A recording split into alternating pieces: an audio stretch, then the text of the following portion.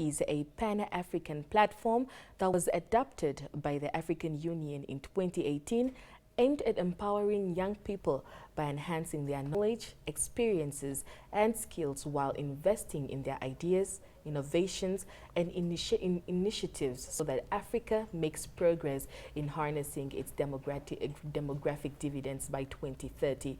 The Ministry of Sport, Youth and National Services, in partnership with the United Nations Development Program and United Nations Population Fund, are the driving forces in implementing the program in Namibia. Namibia will launch the YouthConnekt chapter launch concept note in Oshiwarongo in the Ocho-Donjupa region. Now we are joined in studio by the Deputy Minister of Sports, Youth and National Services, Emma Kantema Galmas, and the UNDP resident representative, Alka Batia. Ladies, good evening and welcome to the show. Good evening. Good evening, Dapel. Thank you so much for joining us. Minister, let's start with you. Briefly talk to us about YouthConnekt and how Namibia has been able to create, the African program to the needs of the Namibian youth. Thank you very much, and good evening to the viewers. I think I would like to preamble my input just to give a brief background in terms of what YouthConnekt is all about. As you indicated in your introduction, YouthConnekt is an initiative that was adopted by the African Union, and this is a Pan-African program which is homegrown, seeking solutions to address challenges that are faced by the youth on the continent. We are aware that our population as a continent, the majorities are the youth, and hence this initiative to ensure that we do involve the youth when seeking for ways and programs or crafting policies to address the challenges of the youth. Now, in terms of how we will ensure that it addresses the needs of the young people, we are going to kick off the activities of YouthConnekt with a launch. It's taking place in Ochiwarongo, Ocho-Donjupa, and this launch is being followed, or it's preceded by the stakeholder engagement that we had a few weeks back. This was really an attempt to gauge and obtain input from the stakeholders, which are several institutions, various institutions that are involved in developing the youth. So we really want to be as comprehensive as we can be, because the main objective is the name indicates, is to connect the dots. With other words, we aim to coordinate and connect various aspects that is pertaining to youth development. All right. Now, at the launch, tomorrow we kickstart with an interactive dialogue that will follow various panel discussions where we are discussing various sections that the YouthConnekt aim to achieve. This is really to ensure that it's a program engaged. It's a program that's developed with the involvement of the youth themselves. Because remember, we are saying that solutions are also found in the youth themselves, and we'll be having around 280 youth in Ochiwarongo. So we will then discuss, and then the launch will take place on Wednesday. And this is also for us to get inputs in terms of how we craft our plan going forward. All right. Ms. Batia, let's hear from you. One of the goals is aimed at creating 10 million jobs in African youth, who are the highest demographics on the continent, and here in Namibia are the highest unemployed margin rate to date. What are the specifics for Namibia that YouthConnekt will be zoning into, making the realization of employment a reality? Thank you very much, and a very good evening to the viewers as well. As the Honourable Minister has just mentioned, the YouthConnekt is actually a platform. It's a platform. It's about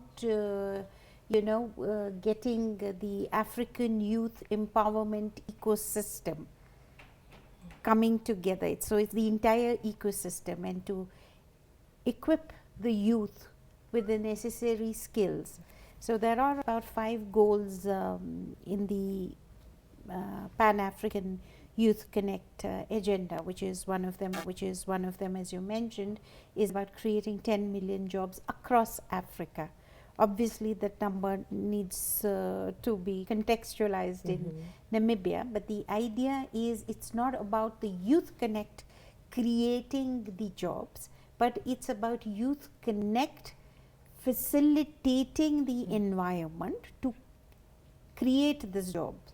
So, and it has various aspects through skills development, through empowerment of youth. It's about nurturing youth, it's about connecting youth, it's about also closing the gender gap. So all of the 5 goals of the YouthConnekt need to kind of come together.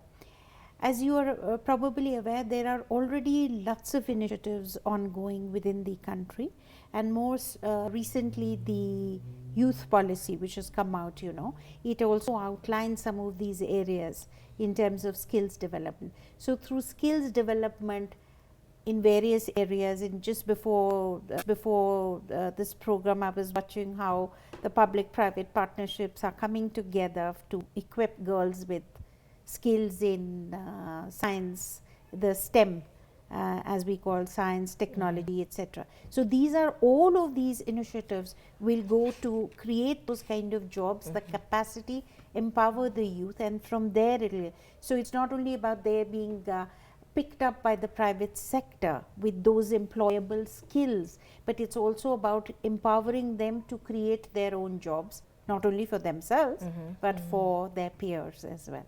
So that's how we envisage the YouthConnekt going forward.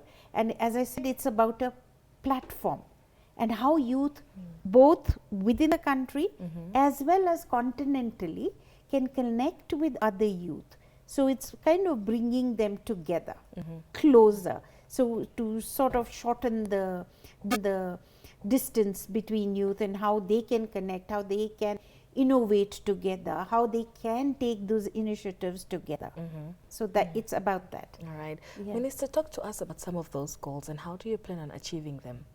No, as Ms. Batia has indicated, really ours is always to seek for ways how we ensure that youth needs, youth development is mainstreamed in various institutions. And that's exactly the purpose why, as Namibia, as a ministry that's responsible for youth, we applied to be recognized as a member. We are the newest or the youngest member, joining the other African countries. There are now 28 members.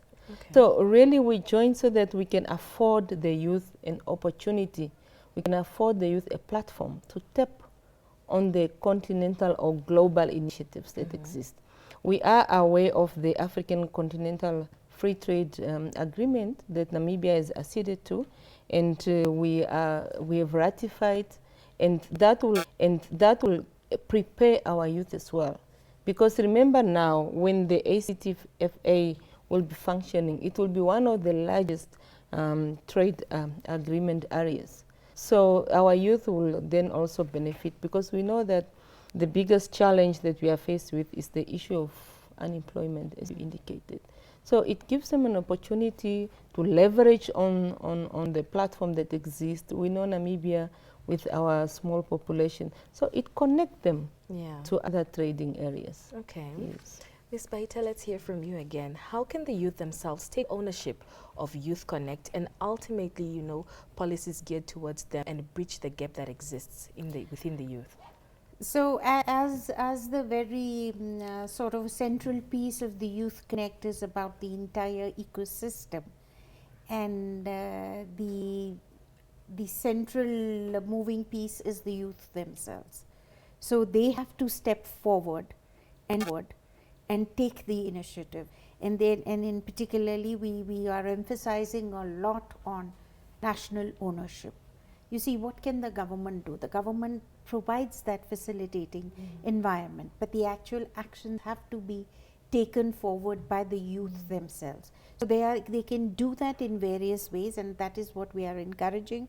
As the minister has mentioned, in Chivarongo, from tomorrow, at least 280 youth are coming together precisely to engage on this question that you are saying, because we would like them to come up with those ideas and how they can take their own socio-economic development forward? What is the transformative agenda that these youth themselves can come up with? I mean, we have a lot of very enterprising youth as well. What is it that they can share with their peers, not only within the country, but even across borders, across the continent? How they can serve as an inspiration, how they can connect themselves. The opportunity is there through this YouthConnekt platform. Now it's up to the youth to take that initiative. Development partners such as the UN are there alongside the government to support them in whatever way we can, because we know that there is a critical gap in terms of most youth will say the first thing they'll talk about is finances. Yes. Access to finance. So how is it that we can actually bridge that gap, coming together, the private sector, the government, coming together, both public private financing, coming together to see how we can ease this access to finance for the youth. They can't pay those heavy interest rates which are charged by the banks. In fact, as UNDP, we have been trying to somehow plug this gap. We've come up with blended finance facility. It is called the STG Impact Facility. We've had 3 windows. We've given out grants to young entrepreneurs, youth and women. We encourage them to come forward.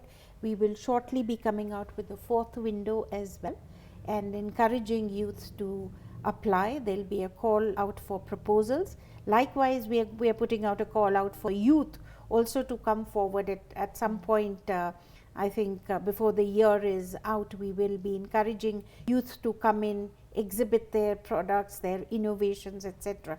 Have a youth expo as well. All right. So we are going to have these initiatives coming up. So it's up to the youth now to take advantage, step up and take the initiative. All right. Well, and before you proceed, I just wanted to add that what Ms. Batia has alluded to and explained in length is really that space is characterized by occupation, and that's what we are trying to encourage the youth to do. We provide space as a ministry. We provide a conducive environment for youth then to access, to tap into these resources, because we do know that the challenge of finances or access to finance is one of the impeding factors when youth want to engage into businesses. And with the jobs diminishing, we are encouraging youth to participate in entrepreneurship activities so that they can create jobs for themselves and also employ the others. Right. Really, as a ministry, what we have also done is that we have tied the activities to the National Youth Policy pillars that then speaks to issues of skills and education development. It speaks to youth and health, and that's also one of the goals within the YouthConnekt sexual and reproductive health. We have also tied it to the pillar that speaks to economic empowerment with specific emphasis to entrepreneurship, and lastly, the civic participation, which is also covered under the YouthConnekt. Right. So we are it's action that we are translating policy objectives, policy goals, so that we implement it and we operationalize it together as we roll out the YouthConnekt. So it's more playing a coordinated role to ensure that youth is mainstreamed rather than planning in silos, implementing in silos, yet we are targeting one constituency being the youth. All right. Now, one of the goals you mentioned, you mentioned 5 goals, but I understand from one is that the aspiration of Namibia is to establish a YouthConnekt hub or corner. Briefly just expand on that. So again, it's about bringing it home. You see, the YouthConnekt is a regional platform. So now what do we do for our youth to be represented in the region? They also must first connect amongst themselves. So as we said, they are coming in from 14 regions. This is one place they are coming in from. They need to also connect across those regions to see how is it that they can partner with each other. What are the initiatives that they can take? And with youth, have that as a hub in terms of also encouraging, creating that awareness first and foremost that such a platform exists, and secondly, how can we encourage them to use the resources which are available to them. I think in every region there are these youth centers. Even the Ministry of ICT has these centers over there. There is a facility of them to connect to the internet and all of those facilities. How can we rejuvenate or activate these centers to become those hubs of knowledge sharing, right? And it's also about knowledge sharing, skills development, how these can become little hubs in the regions themselves, hubs of excellence actually going forward. What innovation can be brought, and how the youth themselves can lead the charge in terms of helping the country to achieve the sustainable development goals, because this is where they are. They understand the problems much better. Right. They are the ones at the grassroots working with the communities. So the aim is to put these hubs in all 14 regions in Namibia. They are already there. I don't think they are being used again. So that is also another way of, for this, we are taking this initiative, the YouthConnekt, to actually again urge and encourage the youth that okay, these resources have been placed over there, please come forward and make use of them. And if they are not working, or wherever there is a possibility, reach out to the ministry, you know, and there is the youth policy. Even the youth policy, that's done in consultation with the youth. It's not up to the ministry alone to implement that, right? So the youth also needs to play a role. They need to play a leading role in my view. All right. You know. Now, Minister, yes, let's find out from you, how can the youth in Namibia use YouthConnekt to put themselves out there internationally?